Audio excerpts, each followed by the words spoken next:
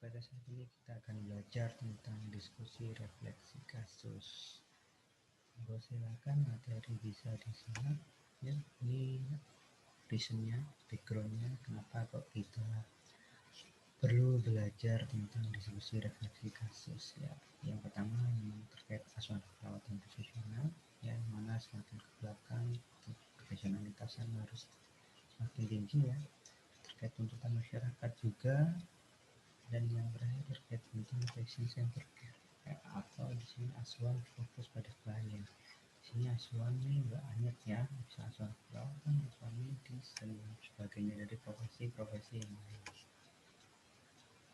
Ini problem atau masalah ya terkait evidence base di Indonesia itu ya, terkait minimnya di penelitian terkait mesin praktis itu sangat minim sih. Dukungan pelaksanaan DRK berdasarkan pengalaman saya mungkin dengan yang ada di lapangan juga masih lemah. Juga minimnya resource sharing ya dengan pendidikan, kurang paham terkait bagaimana mencari sumber. Nah ini juga menjadi masalah, akses internet terbatas. Ada di beberapa rumah sakit juga selain sinyalnya jelek, tidak ada fasilitas wifi juga ya, maupun bahasa asing. Nah yang dalam hal ini bahasa Inggris ya, kenapa yang juga menjadi penting ya, karena banyak referensi menggunakan bahasa Inggris. Nah itu yang menjadi masalah juga. Terus terkait kemampuan pengambilan keputusan dan wewenang yang masih sangat lemah, ya itu menjadi permasalahan sih.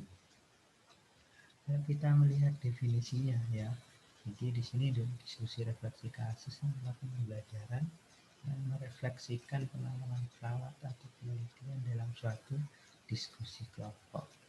Ya, jadi di sini refleksi yaitu proses pengalaman yang diamati sendiri, yaitu bisa pengalaman atau penelitian dalam suatu diskusi. Ya, di sini ya, di penelitian juga bisa dijadikan refleksi. Apa itu refleksi? Nah ini ya, jadi berpikir tentang bagaimana sih metode perawatannya, bagaimana tentang bagaimana penerapannya, berdiskusi dengan diri sendiri tentang baik enggaknya sih kita melakukan asuhan perawatan di sini. Terus bertanya pada diri sendiri pertanyaan tentang bagaimana, nah, atau seperti apa mekanismenya ya, pelaksanaan yang paling baik. Nah, terus mencoba melakukan sesuatu tentang asuhan perawatan, mencoba menganalisa bagaimana kita memberikan perawatan, belajar dari pengalaman tentang perawatan A, perawatan B, terus terkait merencanakan masa depan hubungannya dengan rencana tindak lanjut ya.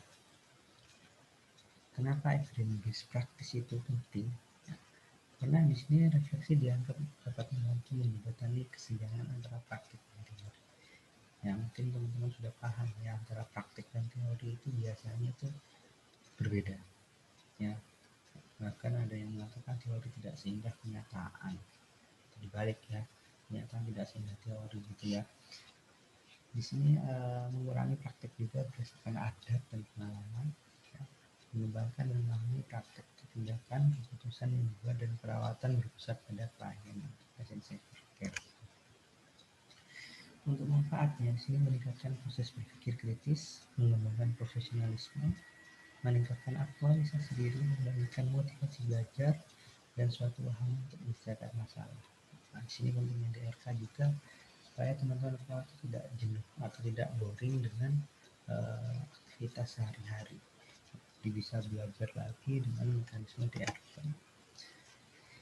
Ini refleksi menurut Gibbs di sini ya, dia ada diskusi dasar kasus, ya, terus pengalaman pertemuan seperti apa, dianalisa, dibuat kesimpulan, terus dilakukan rencana tindak lanjut. Nah, ini yang sering digunakan ya. Jadi dipaparkan kasusnya, temuannya seperti apa, dianalisa dibandingkan, direfleksikan ya, disimpulkan, baru di rencana tindak lanjut seperti apa. Terkait manajemen diskusi refleksi kasus, yang jelas ada suatu kebijakan ya, yang mana mengatur setiap berapa lama sekali dan berapa kali minimal berapa menit ya. Terus ada SPO, pelaksanaan DRK ya, ada standar prosedur operasionalnya di sini. Terus kompetensi perawat sesuai jenjang karir perawat di ruangan. Nah ini terkait jenjang karir perawat ini seperti apa ya. Ada jadwal, ada reward. Ini dalam organisasi ya, dalam GRK itu di sini ada satu kelompok profesi ya. Pesertanya ada sebagai penyaji, moderator, dan peserta. Ya, penyaji di sini bisa fasilitator ya, dan moderator, peserta DRK. Posisi sebaiknya lingkar ya. Dengan administratif sudah jelas ya, ada jadwal, lembar kasus, lembar terhadir, lembar notulen, dan SKP. Nah, di sini sertifikat jika memungkinkan ya. Ya, waktu pelaksanaan kurang lebih sekitar 60 menit ya, menit pembukaan, 20 menit atau bisa kurang presentasi kasus, tergantung kasusnya ya. Terus ada 20 menit diskusi untuk penetapan misalnya tidak lanjut dan penutup, bisa lebih singkat atau bahkan lebih lama bergantung sih. Nah, itu pengantar terkait diskusi refleksi kasus ya. Jadi ada punya di sini yang jadi pelaksanaan satu kelompok profesi. Siapa itu perawat? Karena kita ingin merefleksikan profesi dari keperawatan. Bagaimana asuhan keperawatan, bagaimana intervensi keperawatan. Jadi cukup refleksi di sini dari satu kelompok profesi ya. Oke, terima kasih. Cukup sekian materi dari saya. Sampai jumpa di pertemuan selanjutnya. Terima kasih.